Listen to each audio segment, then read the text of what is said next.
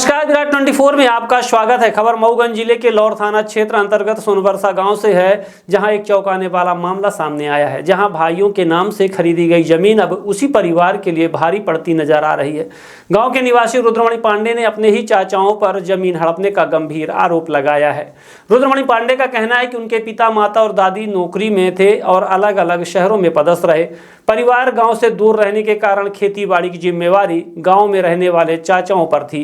इसी दौरान परिवार में साझे के रूप में जमीन खरीदी, जिसका उल्लेख पुल्ली फांट में भी दर्ज था। उसी जमीन की रजिस्ट्री रुद्रमणि पांडे के चाचा अपने एक बेटे के नाम से करा दी। आरोप है कि बाद में गांव में रहने वाले चाचा इंदिरा पांडे और सुरसरी पांडे ने राजस्व विभाग के कुछ अधिकारियों से मिली भगत कर गलत तरीके से उक्त जमीन अपने नाम दर्ज करा ली है। यहाँ तक कि उनकी जमीन से राष्ट्रीय राजमार्ग गुजरा, जिसका मुआवजा भी चाचा अपने खाते में डलवाए और हड़प गए।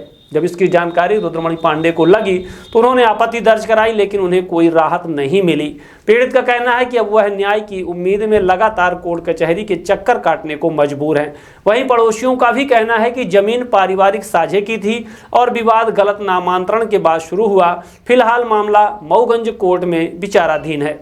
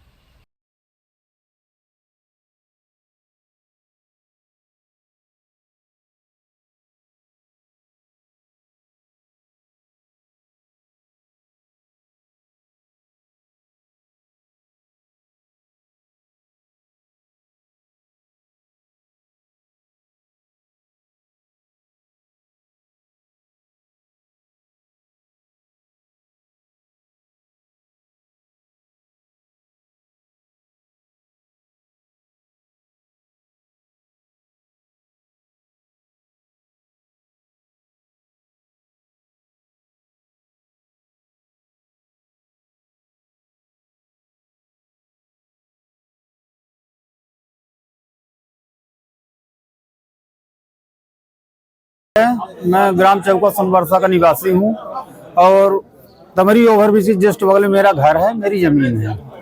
क्या दिक्कत आ रही है आपको? दिक्कत ये आ रही कि जब हम साझात में हम लोग थे, मेरे पिताजी और मेरे बड़े चाचा, मेरी माँ, तीनों लोग सर्विस में थे। मेरे दो चाचा घर में रहते थे। पिताजी क्या नाम? पिताजी का नाम श्री श्रीकांत पांडे था और चाचा श्री लक्ष्मीकांत पांडे, जो सीधी में सरस्वती विद्यालय में पदस्थ थे। दो चाचा मेरे घर में रहते थे, इंदिरा सुरसरी प्रसाद पांडे, इंदिरा प्रसाद पांडे।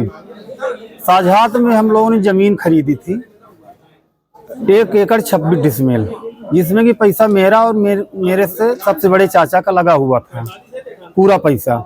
जब पुल्ली हिस्सा बांट 31 दिसंबर 2015 को मेरा हिस्सा बांट हुआ, मेरे बब्बा जी जीवित थे, तब 1/26 का उल्लेख उसमें नहीं किया गया। इसके बाद उनसे जब कहा गया कि 1/26 का उल्लेख इसमें नहीं किया, साझात है, तो उन्होंने फिर ये मुझे लिख के दिया मेरे बब्बा जी के सामने कि अब रही बात सिपहिया 1/26 की। सिपहिया 1/26 की बात जो हम लोग साझात में खरीदे थे, जिसमें अगर मेरे भाई चाहें तो 1/4 सभी को दिया जाएगा। इसके बाद उस जमीन को मैं बोता जोतता था, आज तक अभी तक कोई बात नहीं आई। दिनांक ये सन 22 को इन्होंने इस आराजी को, जो 55 डिसमिल बची हुई थी, इन्होंने पूरा मुआवजा दोनों भाइयों ने जो घर में रहते थे उन्होंने ले लिया जब नेशनल हाईवे निकली। आपके चाचा? हाँ, दोनों चाचा इंदिरा प्रसाद सुरसरी प्रसाद मिल करके, इसलिए घर में वो रहते थे। मुआवजा मैंने उनके नाम या मेरे पिता ने उनके नाम बनवा दिया था, जिसमें बोला गया था कि मैं मुआवजे की राशि में बंटवारा करूंगा 1/4 हिस्सा, जिसमें कि उन्होंने कोई बंटवारा नहीं किया। दो लोग जो घर में रहते उन्होंने अपने बंटवारा कर लिया। थोड़ी बहुत रकम कुछ हमारे पिता को दी हो या ना दी हो, जो मुझे ज्ञात नहीं है। इन्होंने कूट रचित दस्तावेज लगाकर उस जमीन, क्योंकि उनके नाम थी, उन्होंने अपने बेटे के नाम रजिस्टर्ड पालट करवा दिया, जिसका पेपर ये उपलब्ध है। सन 22 में। पता आपको अभी चल रहा है? और मुझे अभी करीब पिछले महीने नवंबर को 20-21 तारीख को बोर कराने आए, जबकि भारत सरकार का निर्देश है कि बोर के 400 मीटर के अंदर कोई भी बोर नहीं किया जा सकता। इसके बाद भी मेरे घर की दीवार के बगल में आके बोर करा रहे थे। मेरे मना करने पर मुझे मारपीट, गाली गलौज करने लगे हैं। इसके बाद उन्होंने जो मेरी बाड़ लगी हुई थी नेशनल हाईवे किनारे, उस बाड़ को पूरा तोड़ के उसका उसका पता ही नहीं कहाँ ले गए रात को। और मैं रीवा में रहता हूँ, वकालत करता हूँ।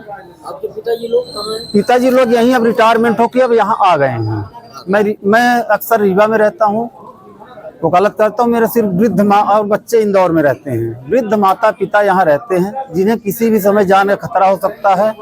और इन लोगों के द्वारा ये भी बताया जा रहा है कि मैंने तहसीलदार को और तहसीलदार महोदय एवं थाना प्रभारी महोदय को उनसे मेरी बात हो चुकी है। कभी भी तुम्हारी हत्या की जा सकती है।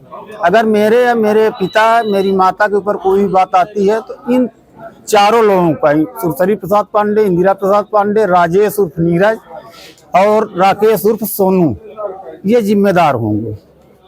आज मैं दिनांक 13 तारीख को माननीय न्यायालय में बात प्रस्तुत कर रहा हूँ, दावा प्रस्तुत कर रहा हूँ।